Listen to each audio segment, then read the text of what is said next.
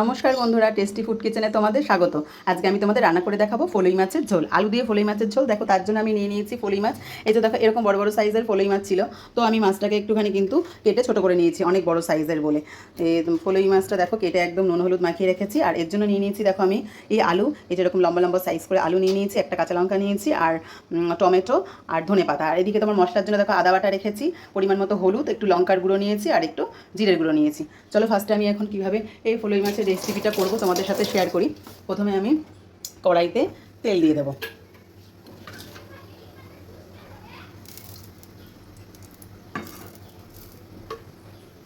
তেলটা দেখো একদম গরম হয়ে গেছে। এবার আমি এক এক করে মাছগুলোকে ভেজে নেব।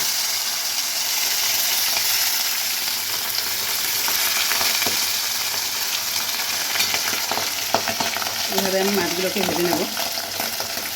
মাছগুলো কিন্তু ফোটে তেলে দিলে একটু, তার জন্য কিন্তু খেতে ভাজতে হবে বন্ধুরা। তো ফলই মাছের কিন্তু যেরকম অনেক কাটা থাকে, সেরকম কিন্তু আঁশও অনেক থাকে। তোমরা কিন্তু সহজ একটা উপায়ে কিন্তু আঁশ ছাড়াতে পারো। মাছগুলো এনেই তোমরা কী করবে বলো তো, যে আমরা বাসন মাজার যে তার কাটা ব্রাশটা থাকে স্টিলের, ওটা দিয়ে হালকা করে ঘষবে, দেখবে খুব সুন্দর সহজে কিন্তু মাছের কাঁটাটা উঠে যাবে।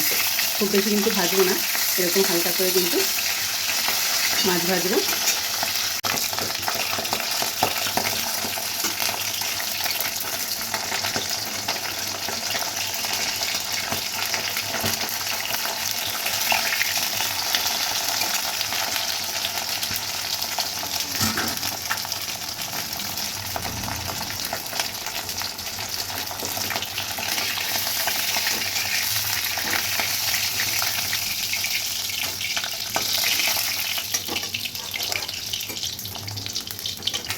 একে একে সমস্ত মাছ কিন্তু আমি এইভাবে ভেজে নিলাম হালকা করে করে।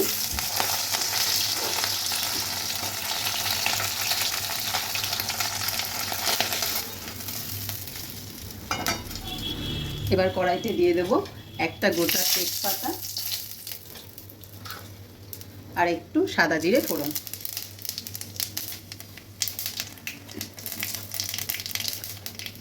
তারপরে দিয়ে দেব কেটে রাখা টমেটো।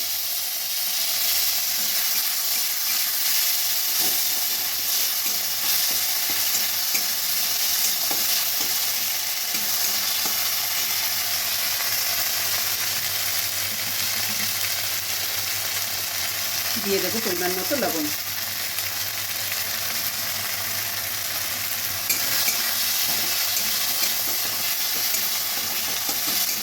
এর সাথে আমি দিয়ে দেবো কেটে রাখা আলুগুলো। আলুগুলো কিন্তু আমি আলাদা করে ভাজবো না, আলুগুলো আমি এইভাবে টমেটোর সাথে কষিয়ে নেব। একটু ভাজার পরে এবার দিয়ে দেবো কেটে রাখা লঙ্কাটা, আর তার সাথে সব মশলার মিশ্রণগুলো একসাথে দিয়ে দেবো। এবার আস্তে আস্তে কিন্তু আমি কষাতে থাকবো, একটু ভালো করেই কষাবো, আদার গন্ধটা জিরের গন্ধটা যাতে না যায়, এইভাবে কষাতে থাকবো হালকা স্টিমে। তারপরে কিন্তু আমি জল দিয়ে দেবো। আমার কিন্তু মশলা কষা পুরো হয়ে গেছে বন্ধুরা। এবার আমি কিন্তু এর মধ্যে জল দিয়ে দেবো। আলুগুলো কিন্তু কষাতে কষাতে বেশ একটু নরম হয়ে গেছে, তো এবার আমি কিন্তু জল দিয়ে দেব।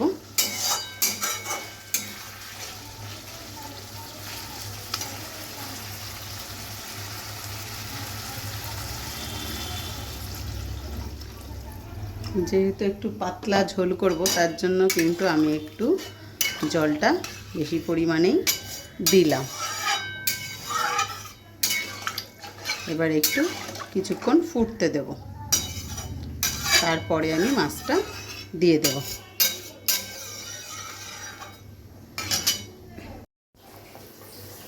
মাছের ঝোলটা দেখুন বন্ধুরা একদম কিন্তু টকবক করে ফুটছে।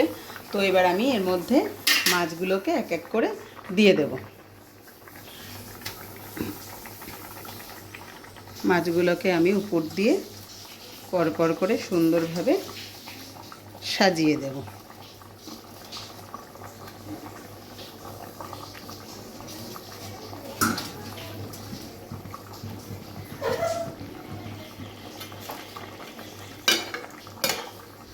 এবার আর কিছুক্ষণ আমি এটাকে ফুটতে দেব।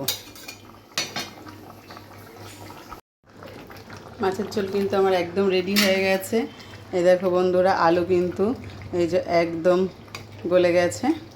এবার আমি উপর থেকে কুচিয়ে রাখা ধনেপাতা ছড়িয়ে দেব।